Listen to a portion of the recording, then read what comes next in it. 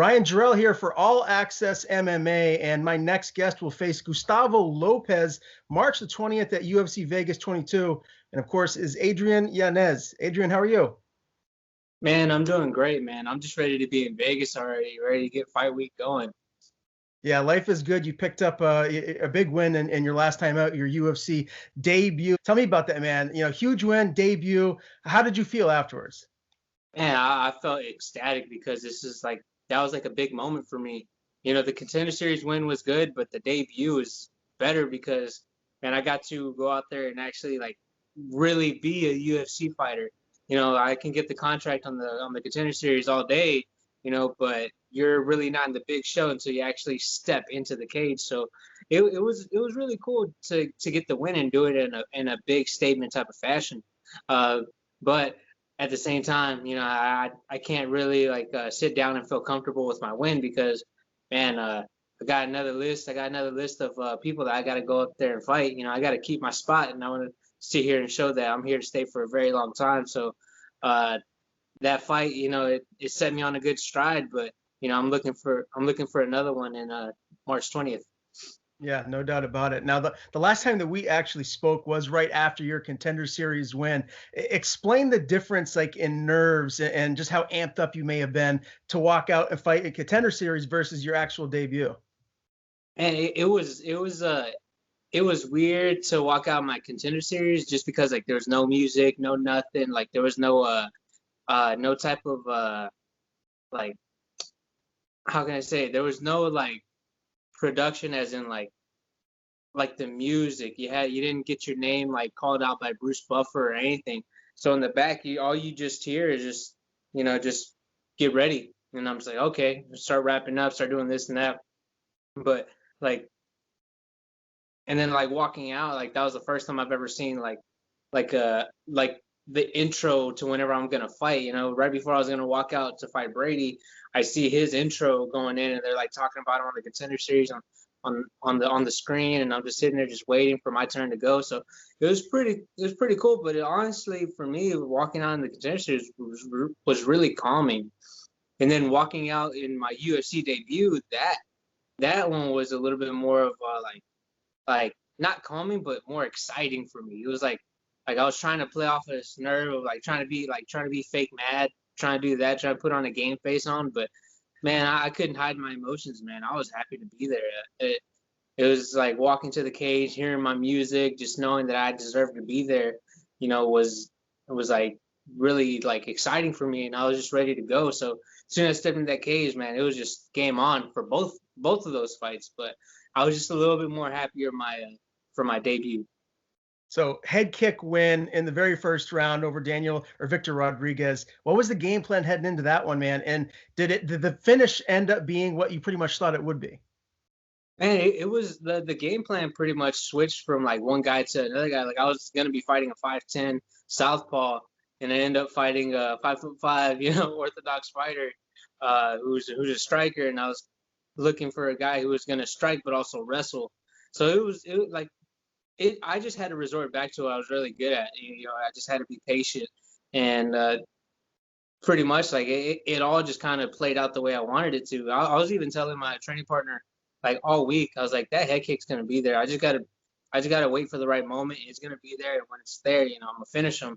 And it's exactly how I played it out in my head every single time. I got a little too complacent at moments, but at the same time, you know, it was one of those that if I would have rushed it a little bit more, I could have got clipped or something like that. So I kept my distance and everything, but everything was just everything just felt right that night. Especially walking in, walking down, and then like as soon as I threw a combination and he turned off the fence and I hit that switch, like I saw it open. I just launched that kick, and man, like it just landed flush. And after that, I was just like, man, this is exactly how I pictured it. Because I was like all week, I was like kind of just visualizing the fight, and that's exactly how I see it go every single time. Obviously, you have big goals in this game, and you want to climb the rankings here moving forward. But I mean, you've seen a lot of guys that come in on Contender Series and they'll get wins, then they'll go into the UFC, and you know, they might not have a debut like yourself. Does that head kick win like that? Does it just kind of validate what you already knew, that you belong here and that you're going to continue to evolve as your game moves forward here? Oh, absolutely. I've always kind of prided myself on the opposition I fought on the outside of the UFC. You know, because I was fighting some really tough contenders, really tough guys, and so I already knew I was at the UFC level. I just needed to go out there and prove it. And so whenever on the Contender Series, I go out there and get a 39-second stoppage. Then in my debut, I go out there and stop a worthy opponent, and and like in a really great fashion. So to me, it helped me solidify what I already knew. So to me, it's just like I knew I deserved to be there. I knew I belonged there, and that's like exactly how I felt like the whole fight week. I felt like I was a UFC fighter before even stepping into that cage. Despite the contract or anything like that, but I just felt and I just carried myself as a UFC fighter, at a very top professional type of level, and I had that confidence walking into that cage. That's why I was so happy whenever I was in there. Like I was just excited just to be in that cage because, man, I knew I belonged. I just got to go out there and keep showing it and showing it and showing it. Well, it was a very impressive win. How'd you celebrate afterwards? You guys go out and eat, or did you have a drink? Like, tell me what you guys did to celebrate. Oh man, I was out there. I was out there. And as soon as we came back, my manager had sent over some crumble cookies from this place. They were called Crumble Cookies. Yeah. So I'm just rethinking about that place now because I really want some. Right. But they got it for us on the day of weigh-ins. But man, I try to keep my eating as clean as possible. I try not to eat any junk. I wanted those cookies so bad. But I was like, one more day won't kill me. So the next day, right after the knockout, I came back. I finished those cookies off real quick. And then also too, it's pretty cool that my mom and my girlfriend they showed up to Vegas. So after the fight, went back to the hotel, changed, showered, and then went to go hang out with them. And then we had some like pizza. Had some pizza at my manager's house, at Jason's house at Radio Sports. Like we're sitting there, he comes up to me, he's like, "What do you want to eat? Like, what do you want to eat?" I was like, "Dude, I'm a Ninja Turtle, man. I love pizza." So he got me a whole big slice of pizza. They had a whole bunch of other food, man, but I was really happy about the pizza. That's me too, man. All day, every day. If I could have one cheap food, it's pizza. My fiance's been gone for a few days, and it was the weekend, so I was like, you know what? I don't want to cook. I'm just gonna order some pizza, right? That's what you got to do sometimes. Oh yeah, man, exactly. That's why I felt like this past UFC card, I was kind of sad because it's usually like if like a big fight card going on, it's usually pizza, beer, and wings. And that was the card to do it on, especially like the Izzy and Jan Blachowicz fight, like all that main card, the prelims, everything, man. That was like the perfect time for beer, pizza, and wings, and that would have been a hell of a night. But I was stuck eating a salad. Well, let's talk about that night because that was one of the things I wanted to get your take on. Let's start with that bantamweight title. Petr Yan and Aljamain Sterling. Obviously, the ending isn't what any of us wanted to see. What was your initial take on that when you saw it? On the illegal knee? Yeah. I was taken back by it. I was looking at that, and I just kind of was in shock whenever I saw that knee land, because me looking at it, Jan didn't need to throw it at all. I know there was like probably a little bit back and forth, a little bit yapping here and there, but he was winning. He was to me, he was on his way to winning that fight. He was well on his way to winning that fight because he started landing the bigger shots. He had the power to hurt Aljo and everything. So to me, it was super unnecessary. It was super unnecessary, man. And there's a lot of people going out there and saying Aljo was trying to find a way out. It's like, no, he just took a knee to the face, like a really hard knee to the face. He in a position where the rules state, like if he doesn't have, like if he's on three points of contact on the ground, you can't throw a kick or a knee. So he had like full confidence that knee wasn't going to come his way. So like if the rules were changed and you can have 3 points of contact on the ground, he'd be a little bit more aware of it. But this time around, like the rules are 3 points of contact. You can't throw a kick to the head or a knee to the head or anything like that. So it was super illegal. He wasn't expecting it.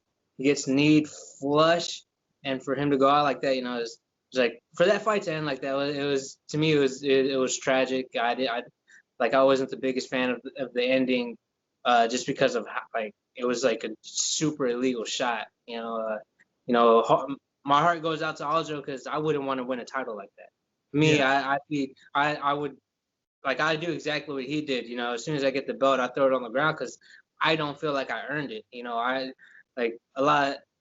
don't feel like I earned it. But rules are rules, and like even like in a jiu-jitsu match, like you go out there, like the rules are the rules. You go out there and you slam somebody, that's a disqualification. So if that puts you at first place, the person who got disqualified, that puts your opponent at first place, they get the first place medal. So, man, it's one of those that, to me, that I'm just like, well, everything was done right, even getting the giving Aljo the belt.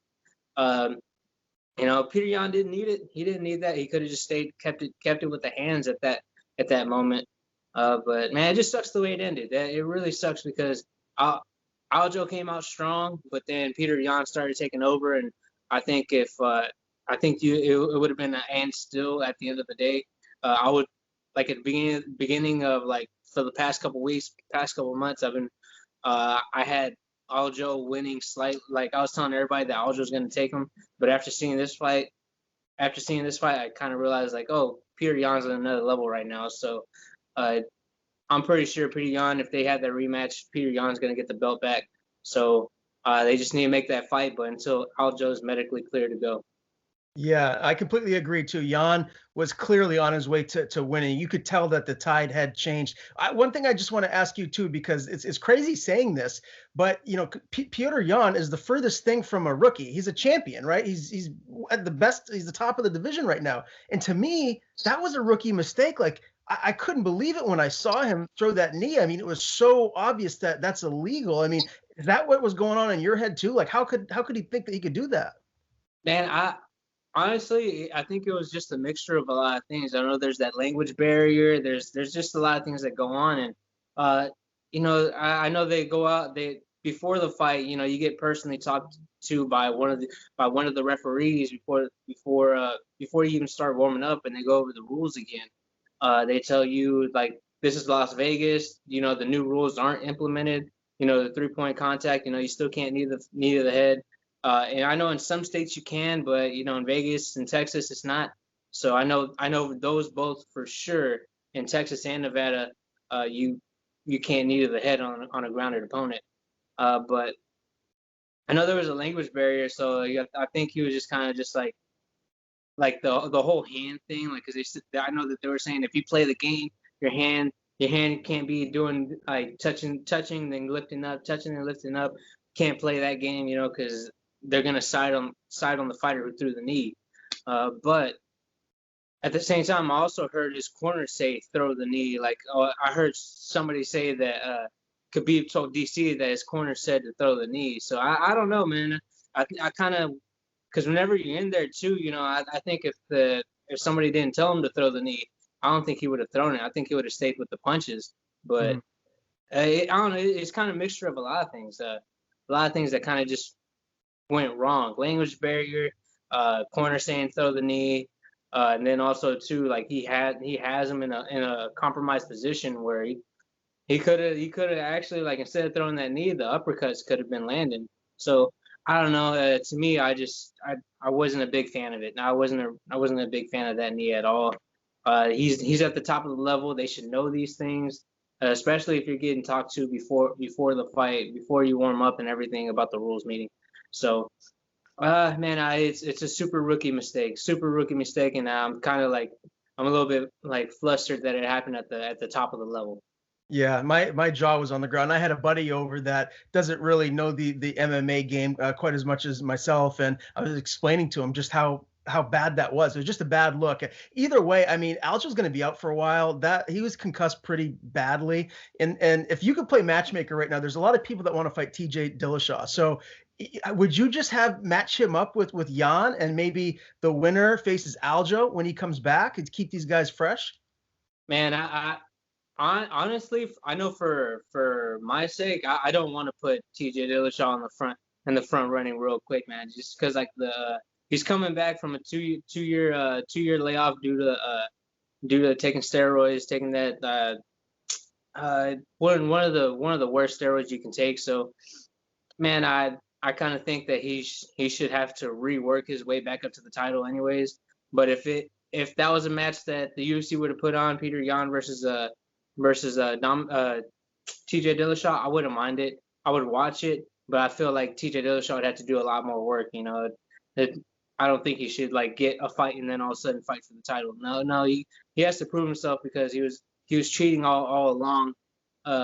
You don't know how long he's been cheating. So pretty much to me, I'm just like, man, don't like he can fight Corey Sandhagen too. He can fight.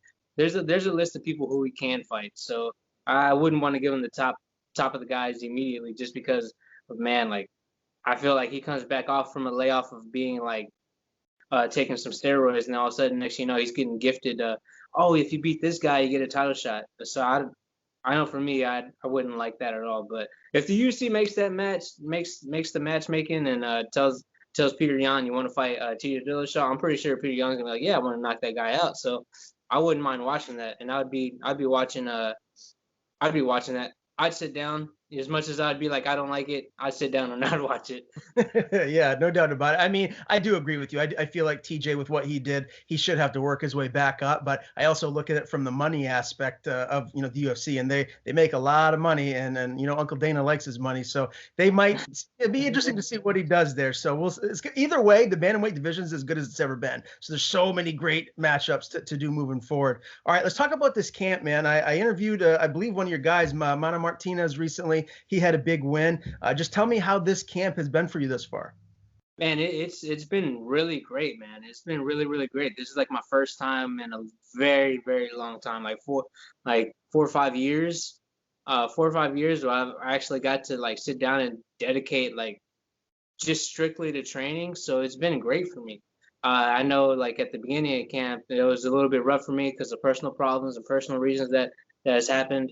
But it's been great, being able to just focus on fighting, not have to do it part-time. I'm able to do this full-time. So for me, man, I've been feeling good. I've been feeling great, and I'm just like ready to go. Right now, I've been telling my coach, like, man, like I just want to fast forward to fight week because I know I'm ready. Like I'm ready right now. I'm ready to go. So I'm just super excited, man. I just want to be there already. For sure. Well, it'll be here before you know it. Have you divulged what those personal issues are? Like, is everything good? Like, oh, it was my grandfather had passed away due to COVID, and just like the whole like there was like a like from for like a he passed away on January 1st, so on New Year's Day. He was in the ICU for about 4 days, and like it was just a consistent amount of calls. Like every morning they were like saying like he's made a little bit of improvements, but at night we'd get a call and be like they'd be like say your goodbyes, and then it was like that for 4 or 5 days where it's like, oh, he's looking better right now, but then all of a sudden at night it'd be like say your goodbyes. So it was like that ongoing for days, like, and yeah, that was like mentally exhausting because like it was just like, oh man, he's doing better, and that night you'd be like, oh, just consistently it was just being like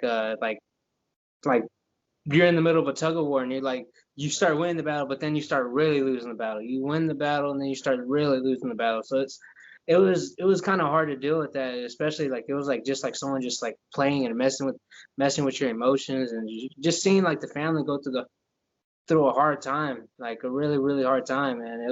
it was really rough for like a couple weeks, man. It sucked.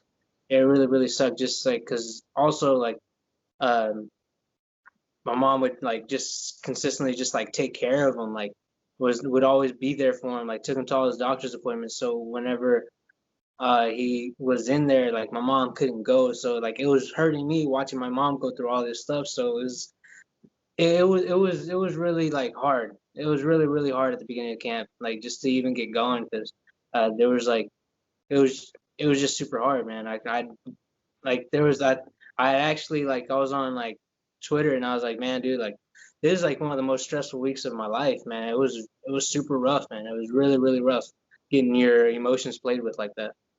Yeah, I'm really sorry to hear that. That's what can you say? I mean, losing a family member, there's nothing you can say other than I'm sorry, and he's in a better place. So I hope that you and your family and everyone now are dealing with it better than prior. So Oh yeah, yeah. My grandmother, his wife actually like made it like whenever she spoke like at the funeral, that's to me made me feel so much better because like my grandmother was like such a strong woman, like goes up there and just like starts talking to all of us and just made me feel like wow, like I'm hurt, but like that's like they spent like so many years together and she's up there that strong, man. I like I was like, I need to take a page out of my grandma's book. And like and after that, it kind of just like it made it easier for me and everything. I know it's still hard for a lot of my family, but I'm doing what I can, being strong for them and everything. Especially at the beginning of the year, that really sucked. 2020 kind of hit me rough at the very beginning. But after this, like after hearing listening to my grandma and everything, and just hearing her talk and just how strong she was, like that was like a really big example and like um like a great role model at that time, just to just sit there and just kind of just uh like take they took the lead, so I just followed. So it was really great for me. yeah.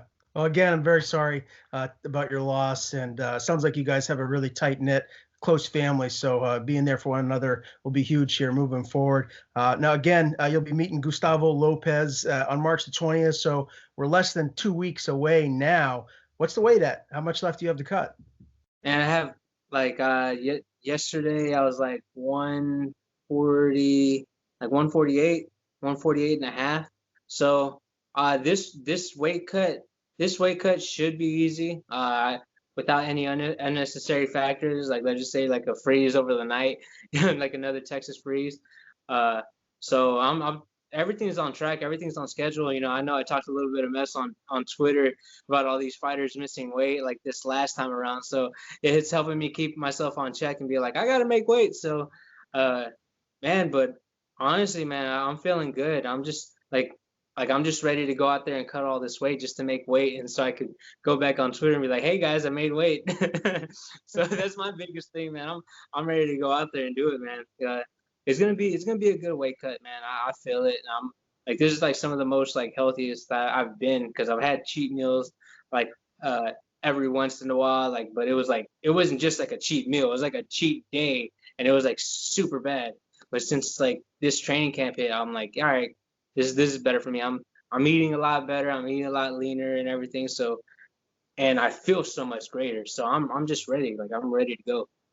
How do you like this matchup? He's 12-5. He's got a recent win over Anthony Birchak.